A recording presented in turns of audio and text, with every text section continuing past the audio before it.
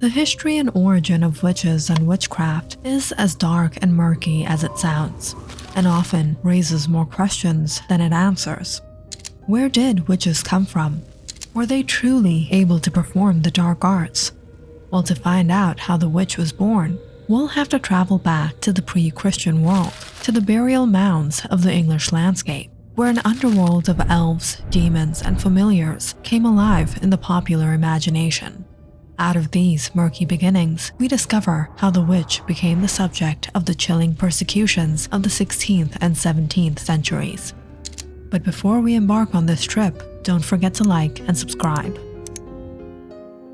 While witches often evoke images of old, ugly, hook-nosed women hunched over their cauldrons and causing labor and trouble for the masses, history tells us that the witches' origins are much less sinister. In fact, the people we consider witches were once healers and sacred members of their communities. The idea of witches has been around for as long as humanity has tried to deal with disease and avoid disaster. In Homer's Odyssey, Circe, who turns men into animals, is described as a witch, and Plutarch mentions witchcraft in his treatise on superstition. Illegal magic was widely present in the statutes of Roman law, some of which carried over to the Christian world. However, many of these early laws were actually laws against witchcraft. Archaeologists have found hundreds of ancient Greek curse tablets, which the Greeks called kataris, strongly binding curses. And it appears that they invented them. Many of them focus on sports or legal competitions. Inscribed tablets were left in tombs, wells, or fountains where the dead could better practice their magic. In the Middle East, ancient civilizations not only worshipped powerful goddesses, but often women were also the ones who performed the most sacred rituals. Trained in the sacred arts, these priestesses were known as wise women and may have been some of the earliest manifestations of what we call today witches. These wise women made house calls, gave birth, treated infertility, and cured impotence. So how did the image of the gentle woman transform into the image of an evil witch we know today? Some scholars argue that the answer may be related to events long before the birth of Christ, when Indo-Europeans expanded westward, bringing with them a warrior culture that valued aggression and the male gods of war, which dominated the previously revered female deities. Others believe that in the later centuries of the Christian era, continued efforts to defeat paganism brought to light a number of figures who were difficult to reconcile with Christianity. Such images were often created without reference to witchcraft, but have led to the creation of heretical witchcraft. One of these characters is specific to the Western Alps. She is the feminine embodiment of winter, a female character often referred to as Bertha, Perchta, or Bifuna. It punishes social disobedience and rewards kindness. She is always depicted as an old witch because she represents cold and winter.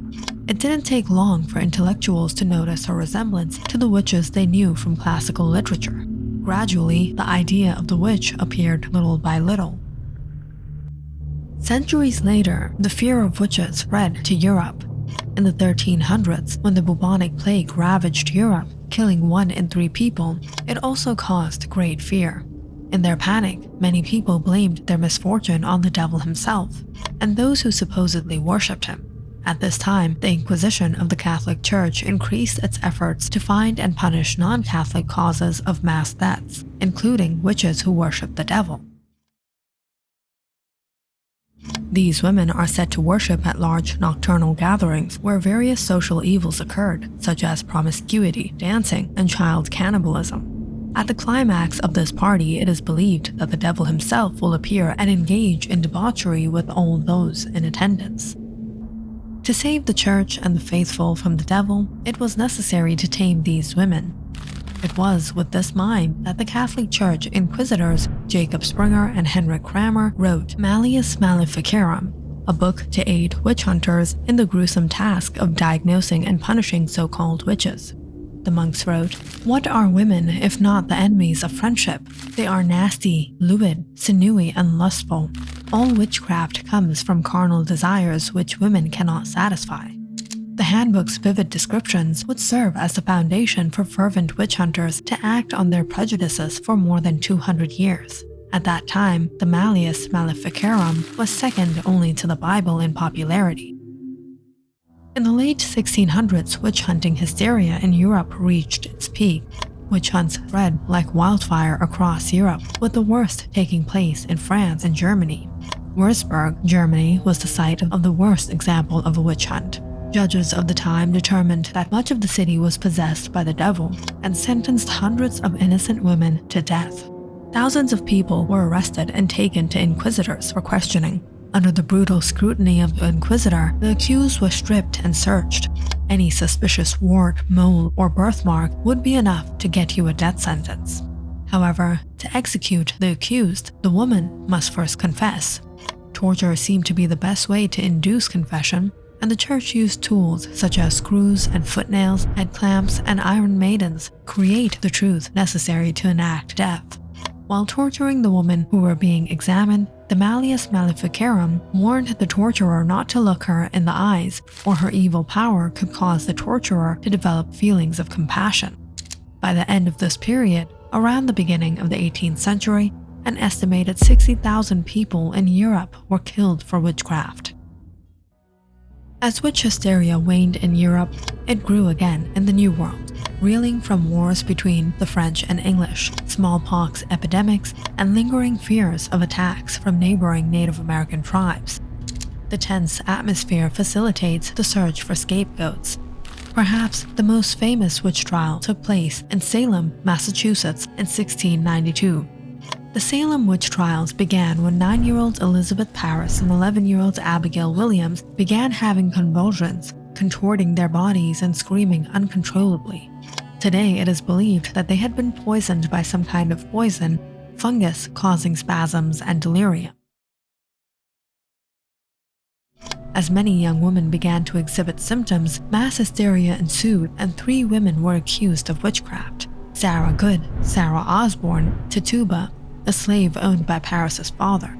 Tituba confessed to being a witch and began accusing others of using black magic. On June 10th, Bridget Bishop became the first accused witch to be executed during the Salem witch trials. Ultimately, about 150 people were charged and 18 were executed. Hundreds of years later, the witch's terrifying image faded and was absorbed into popular culture, which used the witch's violent history as inspiration for her costumes. However, others used the witch story to found a new spiritual movement. In 1921, British archaeologist Margaret Murray wrote a book called Witch Cults in Western Europe, in which she argued that witchcraft was not a dark occult force but a dominant religious force. Although Murray's theories have largely been discredited since the book's publication, her work rekindled a fascination with witches that had been dormant for 300 years, which finally formed the Wicca religion. Wicca gets its name from an Anglo-Saxon term for the craft of the wise. Their motto is harm no one, and they strive to live a life of peace, tolerance, and balance in harmony with nature and people. Yet, to this day, witches in the Western world still struggle to shed their historical stereotypes. What do you think? Comment down in the section below and don't forget to like and subscribe.